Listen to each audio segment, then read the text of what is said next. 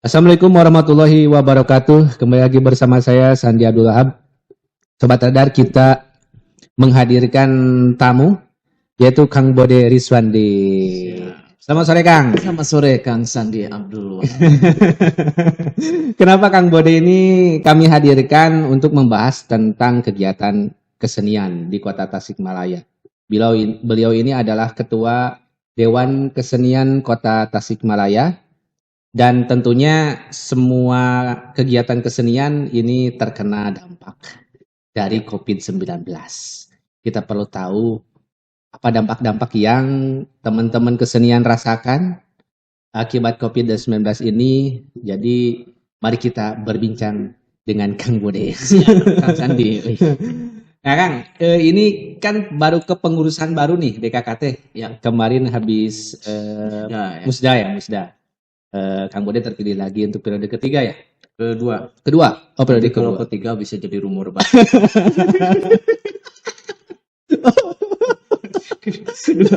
kedua. Bahaya kalau sudah jadi ramai lagi ya. Urusan 2025. Periode kedua untuk DKKT. DKKT itu kan menaungi kelompok-kelompok kesenian ya Kang? Betul. Ada sekitar ada berapa kelompok kesenian yang dinaungi oleh DKKT kan? Ya, kalau istilah di KKT kan ada rumpun. Rumpun. Jadi tahun 2020 ke 2015 itu awalnya sih ada 8 rumpun. Di tengah perjalanan ada pengembangan jadi 10 bahkan jadi 11. 11 rumpun. Dan itu pasti akan berkembang terus setiap tahun asal memenuhi kriteria. Kriteria ada nanti. Nah, di tahun 2020-2025 sekarang karena kemarin ada amanat musida jadi nambah satu rumpun, yakni rumpun seni religi. Jadi rumpun-rumpun itu Ada 12 rumpun. 12 rumpun. Apa aja itu ya? Ada karawitan, kemudian seni tari, seni pertunjukan rakyat, kemudian teater, sastra, film, fotografi, tata busana, seni musik, terus pedalangan, dan yang terakhir itu sekarang seni religi. Seni religi. Nah Kang, ini kan pemerintah menegaskan di COVID ini tidak boleh ada kegiatan. Ya. Sementara kegiatan kesenian itu identik dengan mengumpulkan banyak orang, menggelar pertunjukan dan sebagainya. Ini bagaimana teman-teman kesenian saat ini kan? Ya, ini jelas berdampak, kalau tidak ada dampaknya bohong lah ya. Iya. Tapi kan persoalannya jauh sebelum ada pagebluk corona ini ada anggapan bahwa lah itu tidak mungkin datang ke Indonesia. Iya. Terlebih lagi datang ke Tasikmalaya. Toh sekarang terjadi. Iya. Nah, ini musibah yang harus kita pahami sebagai yang berdampak kepada bukan hanya kesenian tapi seluruh aspek kehidupan lainnya. Nah, terutama pada kesenian, notabene misal ada banyak seniman yang memang menggantungkan hidupnya dari dunia kesenian. Ketika ruang-ruang berekspresinya ditutup, dibatasi, alhasil dia tidak secara pemenuhan kebutuhan ekonominya terhambat. Bahkan dalam beberapa kasus ada teman-teman yang kemudian menjual alat-alat keseniannya, itu ada. Menjual. Betul, karena untuk menutupi itu.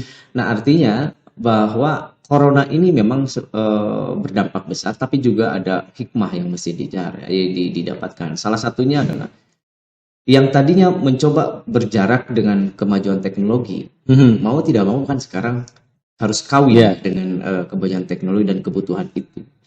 Nah, tentu Dewan Kesenian dalam hal ini juga harus memberikan fasilitasi. Bahkan di masa program pertama kemarin 2020, ini khusus pembahasan tema kesiapan seniman menghadapi pandemi. Ya mudah-mudahan ya pandemi seperti ini tidak terjadi lagi. Atau dalam sejarah misalnya hampir terjadi dalam 100 tahun. Kemudian misalnya dulu ada Black Death, kemudian ada Spanish Flu, kemudian ada Corona, dan sekarang ada Corona itu. Artinya, kalau misalnya pagebluk Corona ini hari ini tidak dijadikan pembelajaran, bahwa sampai kapanpun kita akan menjadi bagian dari yang dimatikan oleh situasi ini. Nah, kemarin kita adakan pelatihan semacam kita mau apa digital. Seniman mencoba dekat dengan dunia virtual. Meskipun ada banyak alasan bahwa nilai rasanya berbeda tuh pementasan secara langsung dan pementasan virtual, itu betul. karena adaptasi juga perlu panjang lebar. Tapi mau tidak mau hari ini memang masanya sedang demikian. Nah, beberapa seniman sudah melakukan itu di Tasikmalaya, walaupun belum terlalu masif seperti di kota-kota besar Bandung dan Jakarta. Jakarta kemudian teater sekarang diadakan dalam sebuah pertunjukan virtual, orang nonton diberikan linknya, kemudian nonton, orang kemudian membuat produksi khusus teater di dalam rumah. Nah, Tasikmalaya baru memulai itu, dan beberapa kelompok secara pribadinya ada yang sudah melakukan motekar seperti itu. Kemdikbud kemarin memfasilitasi beberapa teman-teman sastrawan misalnya Tasikmalaya yang terlibat, kemudian memberikan ruang bahwa gebluk corona ini atau pandemi semacam apapun boleh menjadi satu kesedihan, tapi jangan terlalu panjang. Seniman tetap harus bangkit. Kreativitas tidak harus mati karena ada pandemi.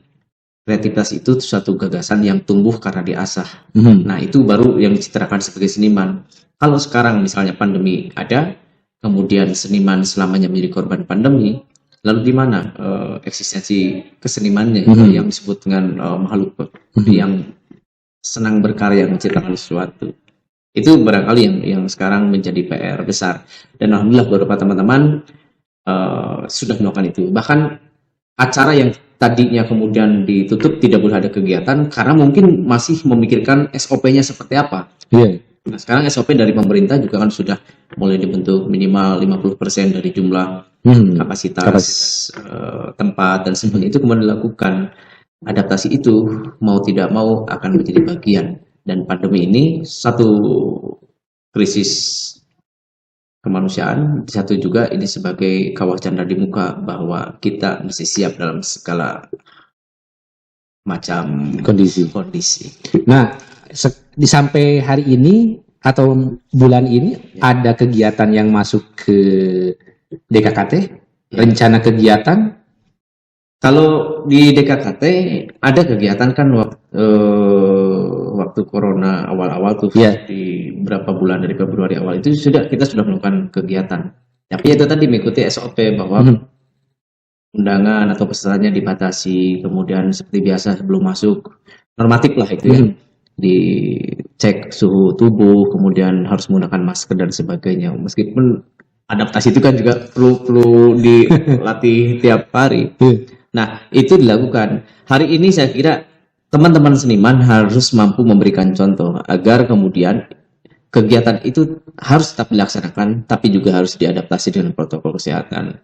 Salah satunya misal teman-teman musisi dalam waktu dekat tanggal 11-12 kerjasama dengan Dewan Kesenian Kota Tasikmalaya ada semacam coaching klinik jazz. Itu yang hadir bukan orang biasa-biasa, itu hadir langsung dari Jakarta, dia pakarnya jazz, tepatnya di salah satu kafe. Itu sudah jelas diberikan rekomendasi, misalnya diberikan masukan harus tempuh dulu jalur prosedural agar kita nanti tidak salah melangkah. Itu akan dilaksanakan pada tanggal 11-12. Artinya beberapa kegiatan yang bekerjasama dengan Dewan Kesenian Kota Tasikmalaya hari ini minimal harus menjadi percontohan juga, bahwa bukan berarti kegiatan tidak boleh ada, kegiatan boleh ada, tetap ada, tapi harus membaca situasi hari ini. Paling kalau misalnya semacam pertunjukan teater, memungkinkan nggak di masa COVID ini dilaksanakan? Memungkinkan, tapi tidak seperti pertunjukan teater yang bagaimana mafhumnya kita lakukan. Nah, ini saya juga korban kan sebetulnya. Iya. Dalam waktu 4 hari menuju pementasan, tiket sekitar 1.700 tiket sudah terjual. Tiba-tiba datang surat edaran dari pemerintah kota untuk membatalkan kegiatan karena pandemi dan sebagainya. Ya mau tidak mau kita harus mengedepankan nilai kemanusiaan dulu. Itu yang pementasan yang di Teater 8. Yang di Teater 8 ya. Bahkan dengan Solo dan Bali sudah fix, sudah ada kerjasama. Akhirnya di Tasik itu dibatalkan. Solo kemudian waktu itu menjadi klaster besar, jadi zona merah itu. Dibatalkanlah semua. Kalau kita mau hitung-hitungan ya rugi, sedih. Proses selama 4 bulan yang dilakoni, artistik sudah dibuat sedemikian rupa, akhirnya batal. Dan artistik itu sekarang kan masih berdiri di tempat, di galeri lah, kalau katakan galeri. Nah, untuk menyiasatinya bagaimana? Ada pertunjukan teater itu kan salah satunya tidak harus melulu tampil di atas panggung. Meskipun itu kepuasannya akan 100% nikmat. Iya. Tapi ada genre lain yang disebut dengan reading itu tuh disebut dengan dramatic reading. Menggunakan aplikasi apapun lah yang sekarang kan bisa menggunakan Zoom dan sebagainya. Iya. Kita sudah melakukan, misalnya, ayo kita reading bareng. Itu sama saja dengan latihan teater. Bahkan kita ayo pentas, lepaskan teks dan sebagainya, atau baca puisi berantai dan sebagainya. Jadi sekarang pandemi ini para seniman sedang menyiasati bagaimana agar kreativitas tetap tumbuh, kreativitas tidak mati, dan itu tersalurkan. Salah satunya itu memanfaatkan teknologi. Itu sudah dilakukan. Rumah baca puisi sekarang daring, cukup mengirimkan videonya dan sebagainya. Kenikmatan jelas, sekali lagi kenikmatan itu akan berbeda. Tapi suatu saat barangkali ketika ini akan reda, corona ini, saya yakin ledakan-ledakan kekesalan seorang seniman selama ini memendam, itu akan luar biasa hebat. Tapi harus jadi catatan, jangan sampai kemudian itu menjadikan ekses yang baru. Lebih baik kita menunggu aman saja dulu lah. Gitu. Nah, Adik, kalau misalnya kemarin-kemarin yang dibatalkan kegiatan gara-gara pandemi yang di gedung kesenian itu banyak atau hancur berantakan agendanya? Seperti apa? Banyak, bukan hanya Teater 28, beberapa kelompok lain juga mengalami hal yang sama. Bahkan itu beberapa bulan ke belakang menjelang corona baru masuk. Kemarin tanggal 29, saya kebetulan diundang menjadi salah satu narasumber. Udah fix tanggalnya tuh. Tetapi karena gejolak corona di Kota Tasik mulai ini, akhirnya katanya dibatalkan. Diundurkan, bukan dibatalkan. Kalau dibatalkan kan clear tidak ada lagi. Akhirnya diundur tanggalnya. Dan sekarang para seniman, para pelaku seni lah tidak serta-merta besok saya sudah kirim surat ke dinas untuk pinjam gedung, besok harus main, kan sekarang tidak begitu situasinya. Tetap harus ada rekomendasi dari gugus tugas dan sebagainya. Nah, itu ada yang terjadi tanggal 29 diundur katanya ke Desember tanggal 5 kalau tidak salah. Tanggal 5 pun apakah kemudian itu akan jadi kegiatan atau tidak, wallahu alam bisawab ya. Tapi mudah-mudahan tetap terlaksana. Yang jelas dilakukan itulah anjuran-anjuran dari pemerintah. Soleh sekali ya. Beda kan biasanya kalau para ilmuwan, pokoknya nggak ada alasan. Tapi dengan situasi yang saat ini justru dipancing tuh jiwa kemanusiaannya, karya atau kemanusiaan yang lebih didahulukan kan gitu. Nah, ini mengenai tadi Kang Bode menyebutkan bahwa banyak seniman yang menggantungkan hidupnya dari kegiatan kesenian. Apakah kelompok kesenian itu bagian dari program penerima bantuan dari pemerintah atau tidak sama sekali? Semestinya mereka itu punya hak untuk mendapatkan bantuan dari pemerintah. Dan beberapa momen teman-teman sudah diminta portofolionya, diminta biodata dan sebagainya untuk diajukan sebagai pendapat bantuan. Ada yang mungkin yang sudah terbagi, ada yang tidak. Tapi beberapa teman-teman kemudian banyak yang datang ke Dewan Seni Kota Tasikmalaya tentang keluhan itu. Saya sudah tidak punya ruang hidup saya di situ. Wah, itu menjadi PR sebenarnya bagi kami di Dewan Seni Kota Tasikmalaya. Makanya kemarin kita berinisiatif melakukan, ayo kita coba cari peluang. Meskipun tidak besar, tapi kita melakukan sesuatu bagi teman-teman.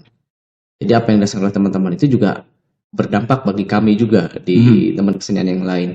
Ini kita mengajukan lintas instansi dari kesenian ke Bulpar, ke Dikbud, ini langsung ke Kemensos. Akhirnya alhamdulillah dapat bantuan dan itu kemudian distribusikan secara langsung ke teman-teman para seniman, langsung mereka yang menerimanya.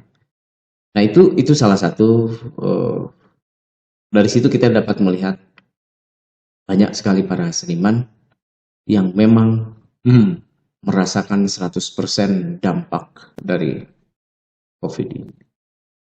Kan biasanya mereka misalnya tiap minggu itu 2 kali, 3 kali main tuh di kafe, misalnya di mall, kemudian pas di acara pernikahan. Berapa bulan coba kemarin acara pernikahan pun kemudian tidak boleh ada hiburan, kafe tidak ada boleh hiburan dan sebagainya. sementara kebutuhan dapur itu harus tetap berjalan. Kan dilema sebetulnya. Iya. Gitu. Apakah Kang Bode mendengar misalnya ada yang karena seniman itu sekarang terhenti kegiatannya, beralih mencari profesi beberapa bulan ini? Banyak Ada. yang seperti itu? Banyak, tapi kan tidak harus sebutkan Iya. namanya ya. Ada. Ya tadi saya katakan ada yang sampai menjual alat musiknya.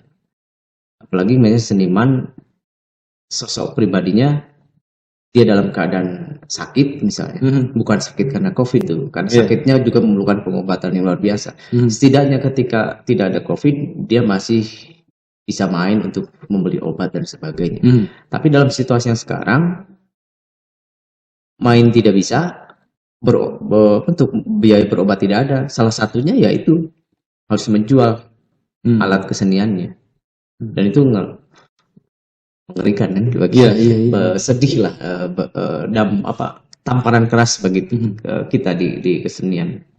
Kalau melihat peluang sekarang kan sudah ada izin terbatas ya dari pemerintah tentang pelaksanaan kegiatan.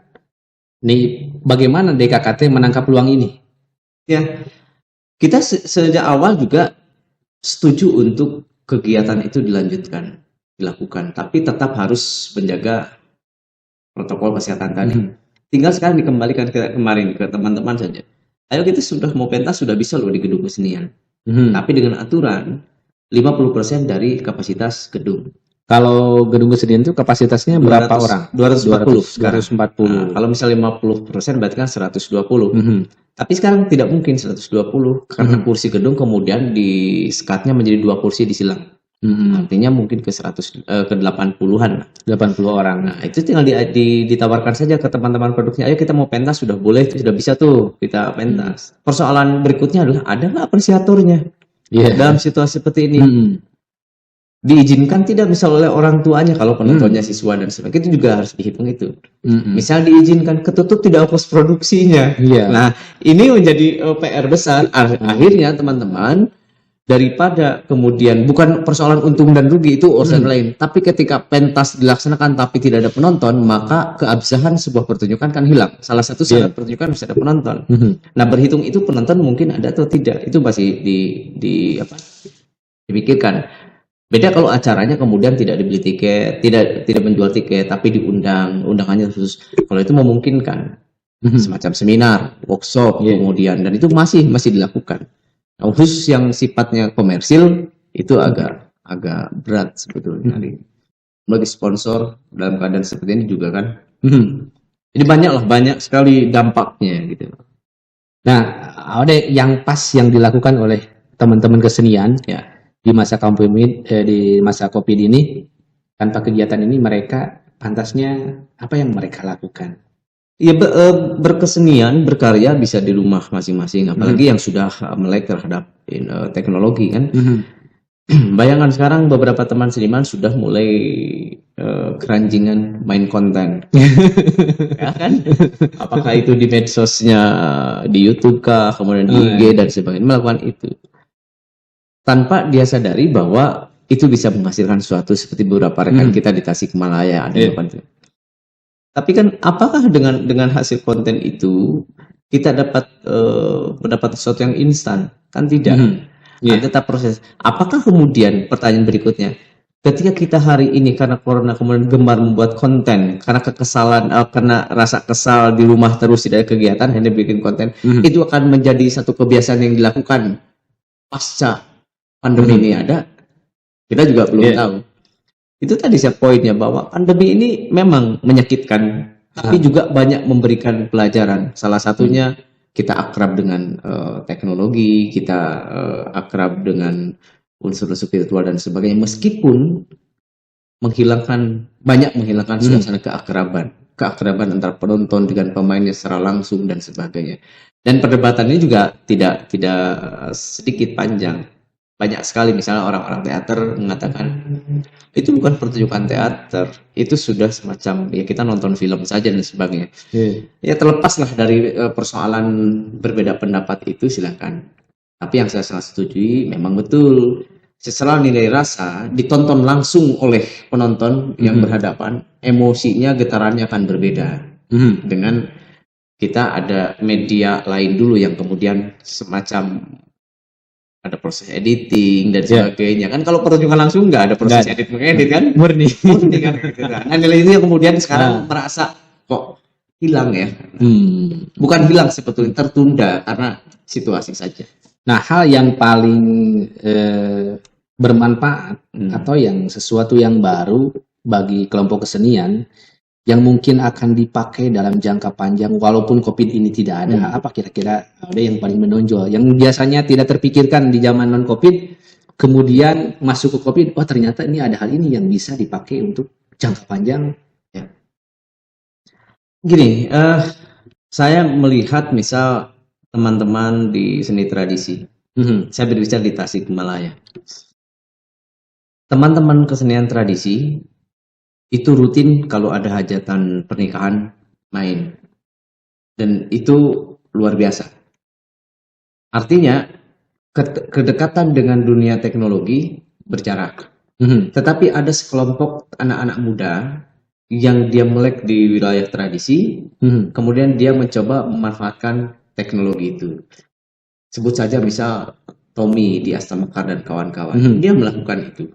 Bahkan kemudian dia terbaca oleh kementerian dan sebagainya.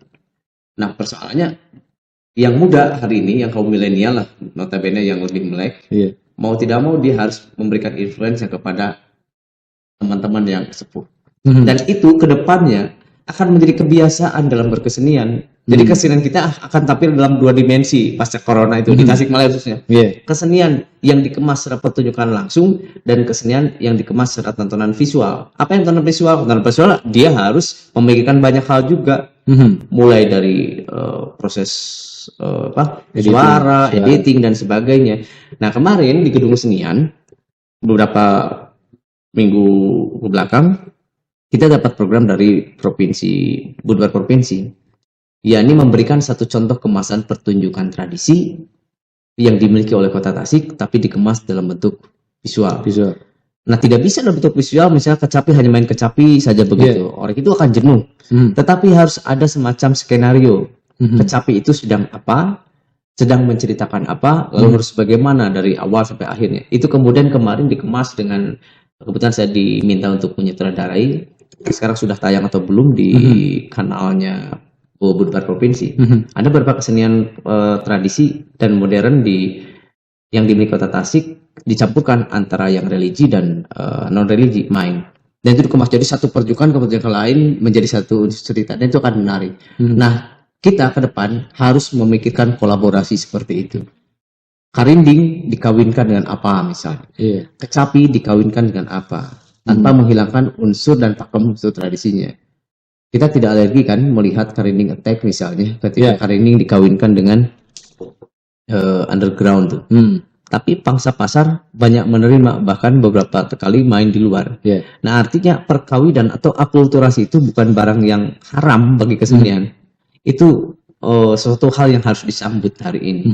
Asal dasarnya tadi saya katakan, ketika kita mengakulturasi dengan budaya yang mana, minimal kita punya harga diri bahwa yang menjadi dasarnya, yang primernya itu jangan sampai didominasi oleh yang luar. Cukup dikawinkan, dimetkan. Itu yang harus dilakukan ke depan. Oke, Kang Bode, ini perbincangannya cukup panjang sekali dan banyak hal yang menarik kita ketahui setelah kita berbincang.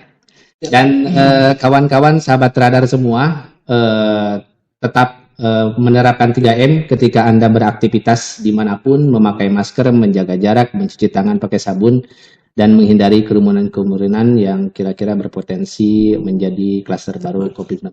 Terima kasih Kang Bode telah masuk ke sini. Assalamualaikum warahmatullahi wabarakatuh.